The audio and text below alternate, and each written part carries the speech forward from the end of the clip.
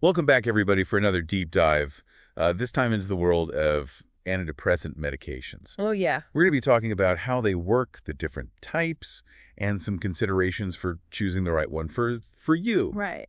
Our listener this time sent us over a chapter from the Handbook of Clinical Psychopharmacology for Therapists. Oh, great. So we're going to be looking at that chapter and unpacking it together. Awesome. I think this is going to be a really fascinating area to explore. It is. It really is. It's a complex topic. Yeah. There's a lot of science involved. Yeah, definitely. But we're going to try to break it down and make it fun and understandable. Yeah, we'll make it as accessible as possible. So the chapter jumps right into outlining the 6 major classes of antidepressants. And it's like a whole alphabet soup. Right, it is. We've got tricyclic antidepressants, which are TCAs. Right. We've got selective serotonin reuptake inhibitors, or SSRIs. Mm-hmm. We've got serotonin and norepinephrine reuptake inhibitors, or SNRIs. Those are a mouthful. Yeah, and then we've got norepinephrine reuptake inhibitors, which are NRIs. Mm. We've got monoamine oxidase inhibitors, or MAOIs. Yep. And last but not least, we have atypical antidepressants. Yes. So Quite a list. yeah, quite a list. So can you kind of break down for us like what these groups actually represent? Yeah, so think of these groups kind of like families of medications. Wow. They each kind of have their own like mechanism of action, their own characteristics, but they're united in their goal to alleviate the symptoms of depression. Gotcha. But how they achieve that and what specific neurotransmitters they target, that can really vary. Okay, that makes sense. So it's like different tools in a toolbox for different purposes. Exactly. Yeah, cool. One thing that I found interesting is that the chapter mentions that we still don't fully understand how antidepressants work. Yeah, isn't that interesting? Yeah, it's kind of mind-blowing to me. Yeah. So what is like the leading theory right now about how they work? Yeah, so the prevailing thought is that they work by increasing the availability of certain neurotransmitters in the brain. Okay. And neurotransmitters, you can think of those as chemical messengers Okay. that allow our brain cells to communicate with each other. So it's like boosting the signals between brain cells. Exactly. Yeah. It's all about restoring that balance to the brain's, complex communication system. Right. Okay, that makes sense. Yeah. So let's delve into the specifics of each class a little bit. And the chapter starts with tricyclic antidepressants, or TCAs. Yes, the OGs. Yeah. And these were some of the first antidepressants that were discovered. And it sounds like they were pretty widely used for severe depression. They were. And, you might recognize some of the names like Ilavil and Tofranil. Oh, yeah. Remember those? Yeah, so, no single antidepressant is consistently superior to the others. They all have their own pros and cons, Okay. but they do have different side effect profiles. Gotcha. So what are some of the side effects that are associated with tricyclics? Yeah, so TCAs, they tend to have a wider range of side effects compared to some of the newer antidepressants. Okay. Some of the common ones that you might experience would be things like dry mouth, constipation, sedation. Oh, man. Those are due to the anticholinergic effects. I can only imagine how annoying it would be to constantly have, like, cotton mouth. Oh, yeah, it's not fun. And the constipation, too. Yikes. It's not fun. The chapter also mentions that they can cause sexual dysfunction. Yeah. And I feel like that's kind of a side effect that sometimes gets swept under the rug, but it can really have a huge impact on people's lives. Oh, absolutely. And, you should always talk to your doctor about any side effects that you're experiencing. For sure. They can help you weigh those risks and benefits and maybe explore other options if you need to. Right. Another thing with TCAs that's important to know is there is a potential for toxicity. Okay. So even a small overdose can be dangerous. And that's why, they're not typically prescribed for patients who might be at risk of suicide. Right. That makes sense. Yeah. So moving on then to SSRIs, or selective serotonin reuptake inhibitors. Yes, These seem to be like the most commonly prescribed antidepressants these days. they are. Names like Prozac, Paxil, and Zoloft are pretty much household names at this point. Yeah, they are for good reason, too. Yeah. SSRIs tend to be well tolerated, and they have a lower risk of serious side effects than those TCAs we talked about. Okay, good. But to really understand how they work, I think we need to talk about reuptake. Okay, yeah, let's unpack that term. What exactly does reuptake mean in the context of brain chemistry? Okay, so imagine serotonin, Okay. our mood-regulating neurotransmitters, right? It's released from one brain cell, Mhm. travels across a tiny gap to reach another brain cell. Okay. Reuptake is like a vacuum cleaner that sucks that serotonin back into the cell that released it. Okay. So SSRIs block that vacuum cleaner. Oh, so more serotonin is hanging out in the gap then. Exactly, yeah. It allows more serotonin to stay in that gap and keep stimulating that receiving cell. So it's like amplifying the serotonin signal. Yes, Yeah. precisely. That's why they're called reuptake inhibitors. Right. They're blocking that reuptake process, increasing that availability of serotonin. That's fascinating. Yeah. So even though they're generally safer than TCAs, they still come with their own set of potential side effects. They do. The chapter lists nausea, anxiety, insomnia, and you guessed it, sexual dysfunction. It's like the uninvited guest. Yeah, the one that Yeah. keeps coming back. Yeah. And so I guess the main takeaway there is, open communication with your doctor is key It is. to find the right medication and manage any of the side effects that come up. Absolutely. I'm curious, though, why is sexual dysfunction such a common side effect of SSRIs?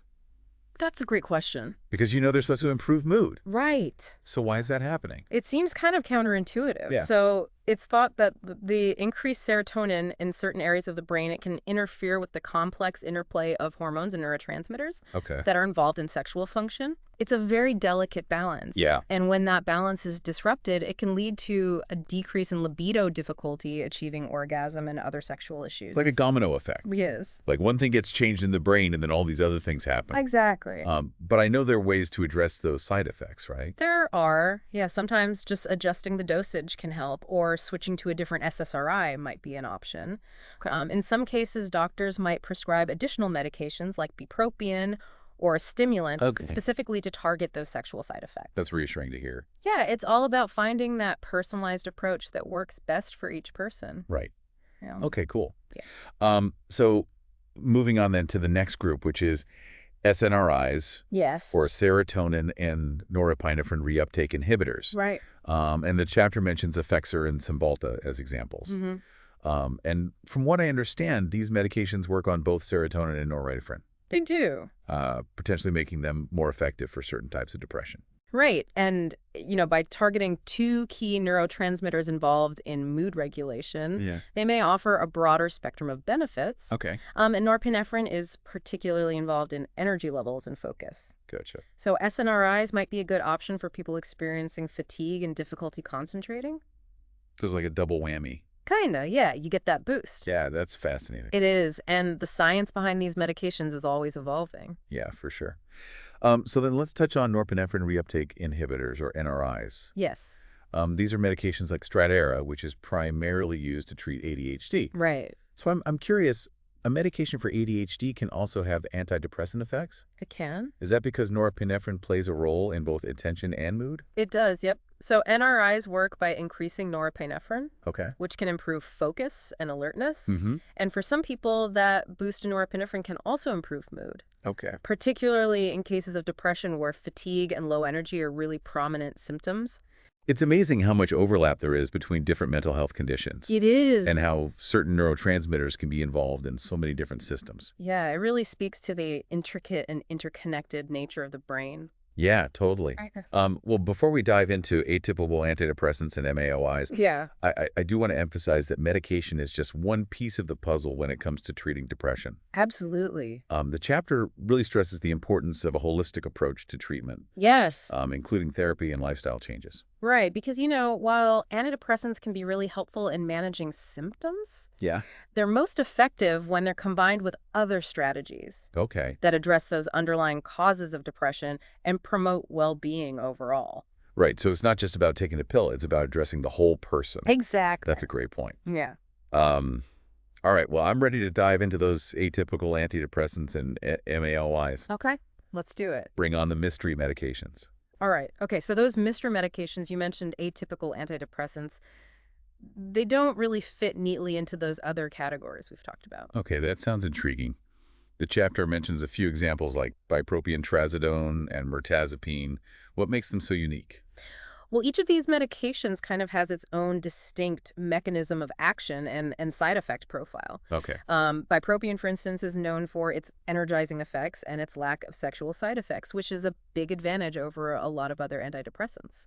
Yeah, that's definitely a plus for a lot of people. You said it's a mystery medication, though. Yeah, well, we know that it affects norepinephrine and dopamine. Okay. We still don't fully understand how it produces its antidepressant effects. It's kind of a scientific enigma. A medication that works, but we don't know why. That's fascinating and a little unsettling. Yeah, it really highlights how much we still have to learn about the brain and mental health. Right.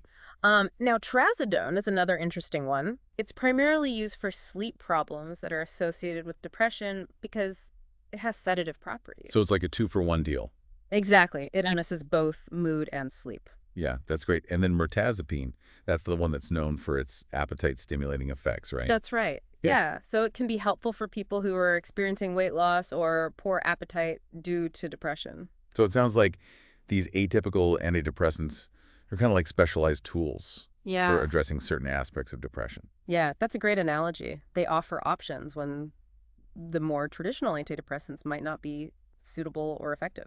Right. Okay, cool. Yeah. So let's move on then to MAOIs, or monoamine oxidase inhibitors. Yeah.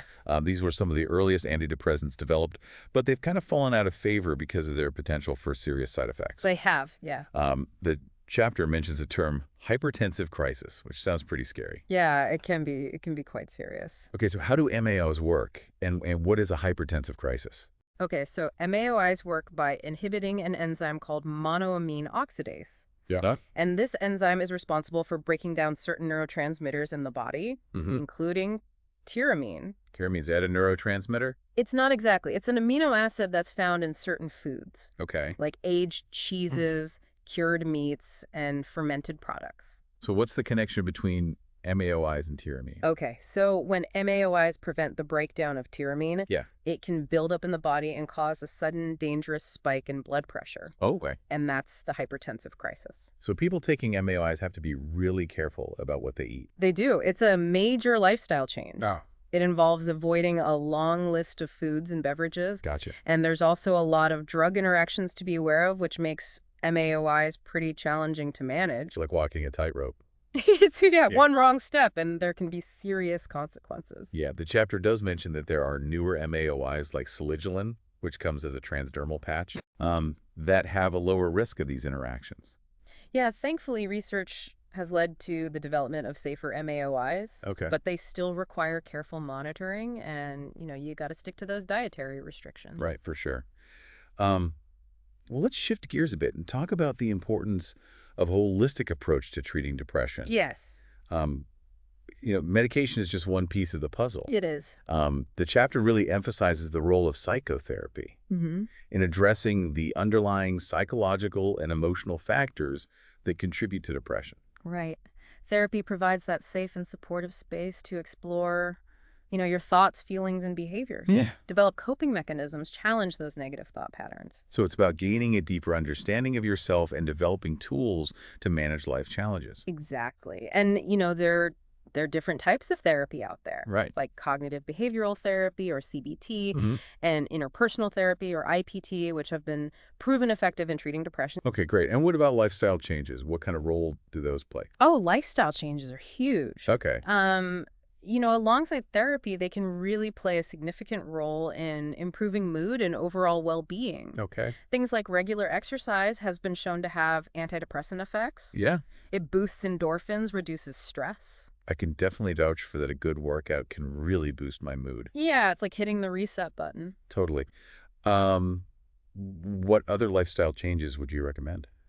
Getting enough sleep is crucial. Okay. Sleep deprivation can really exacerbate those symptoms. Right. So aim for 7 to 8 hours of quality sleep per night. Okay. A balanced diet is also essential. Lots of fruits, vegetables, whole grains. Yeah. And don't underestimate the power of social connection. Yeah. Spending time with loved ones, engaging in hobbies, nurturing that social support network can make a world of difference. So it's like creating a holistic support system for your mental health. Exactly. A combination of therapy, medication, and healthy lifestyle choices.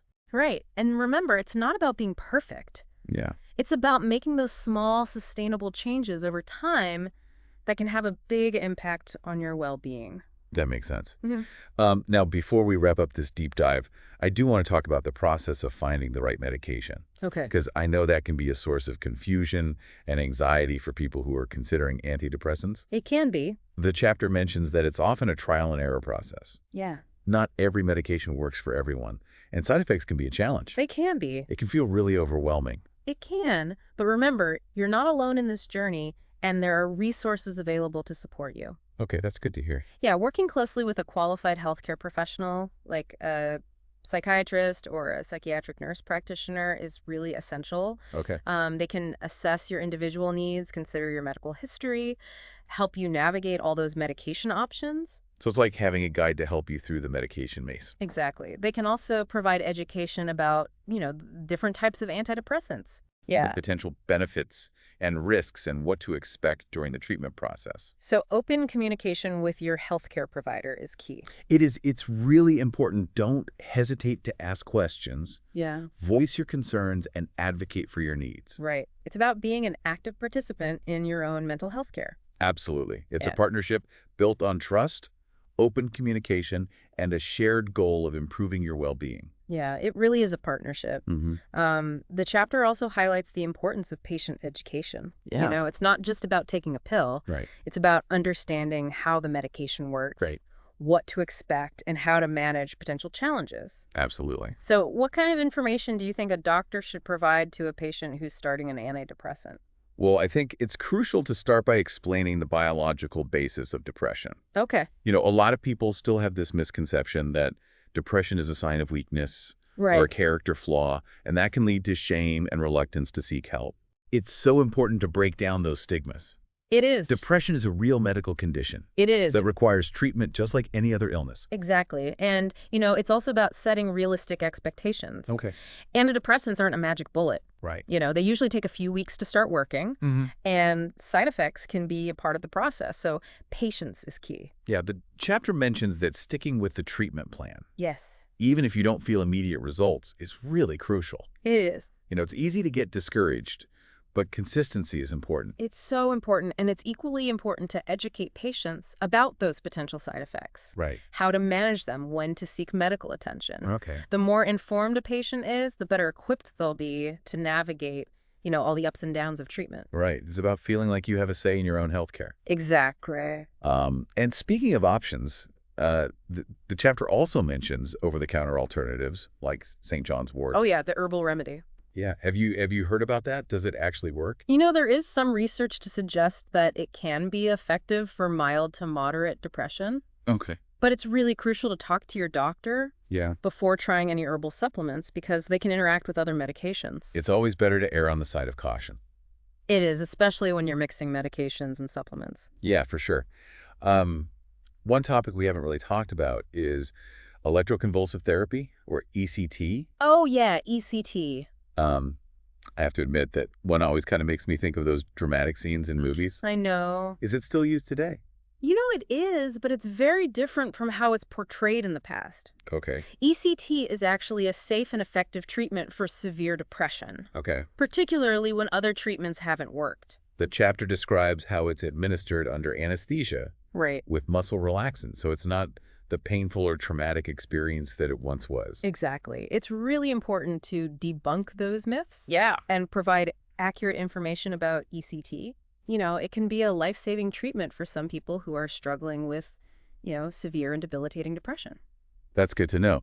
Well, we've covered a lot of ground today. We have. From the different types of antidepressants to their mechanisms of action, side effects, alternative treatment options. It's been a real deep dive. It has been. And I think one of the key takeaways for me is that treating depression is a highly individualized process. Absolutely. There's no one-size-fits-all solution. Right. It's about finding that right combination of treatments that works best for each person, Yeah, considering their unique needs and circumstances. absolutely. And it requires a collaborative approach, Yes. open communication, and a commitment to finding what brings lasting relief and improves well-being. Couldn't have said it better myself. Well, to our listener, as you continue on your journey of exploring mental health and antidepressant medications, Yes. just remember, knowledge is power. Stay curious, ask questions, and advocate for your own well-being. And don't hesitate to reach out for professional support. Yes. There's help available, and recovery is always possible. Well said. Well, thank you so much for joining us on this deep dive into the world of antidepressant medications. It was a pleasure. We hope you found it informative and empowering. I hope so too. Until next time, stay curious and keep learning.